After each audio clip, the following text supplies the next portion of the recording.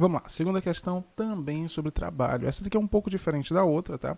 Para que vocês tenham uma visão um pouco maior de como é que a gente pode manipular essa fórmula.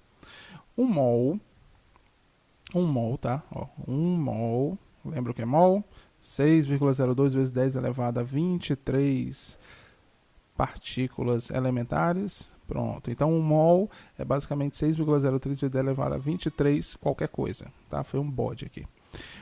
É aquecido a pressão constante. Olha a pressão constante aparecendo aí. Isso quer dizer que a fórmula para calcular trabalho que vai ser utilizada pode ser essa daqui.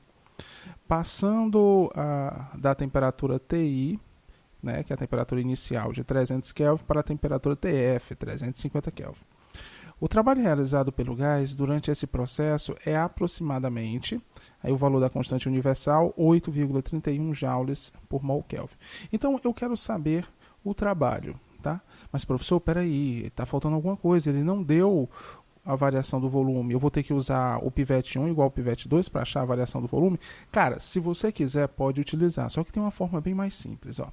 Os dados que nos foram fornecidos é a temperatura inicial, que é igual a 300, e a temperatura final, que é igual a 350 Kelvin, tá bom?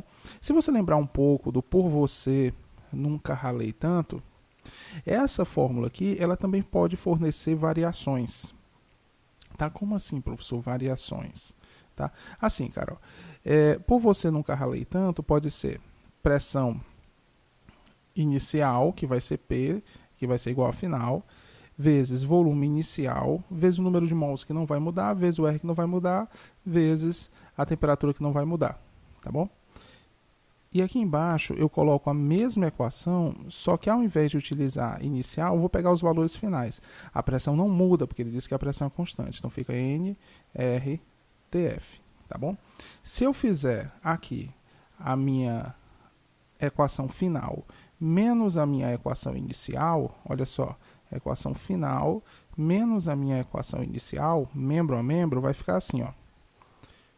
PVF menos PVI, olha só, estou fazendo esse de baixo menos esse de cima, é igual a NRTF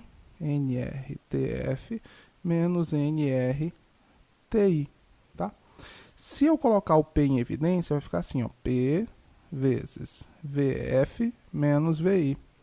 E se eu colocar o NR em evidência, vai ficar NR que multiplica TF que multiplica TI.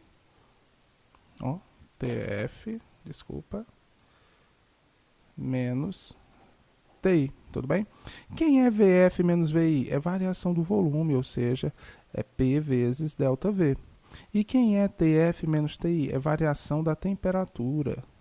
Professor, peraí, quer dizer que essa fórmula aqui, P ΔV, pode ser escrito que no lugar do P ΔV eu posso colocar NR ΔT? Pode, caras. Olha só como é que fica a nossa fórmula a partir de agora. Para um caso específico, claro. Trabalho é igual a P vezes ΔV. Só que trabalho também pode ser NR ΔT. Olha só. Então, ou você usa ela nessa versão, ou você usa ela nessa versão.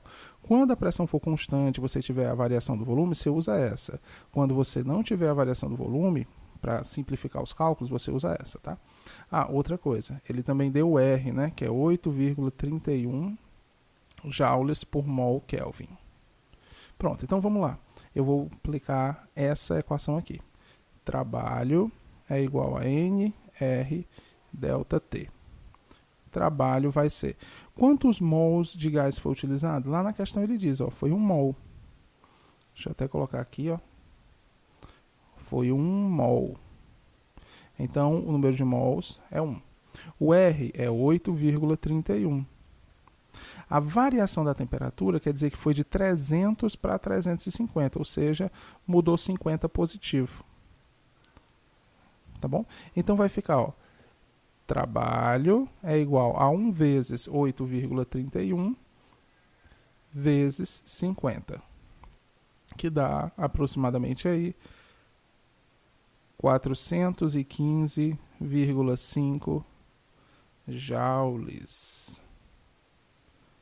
Tá bom? Então, esse é o trabalho realizado pelo gás para encher a bexiga, que seria qual item aqui? Aproximadamente, ó, 416, tá bom?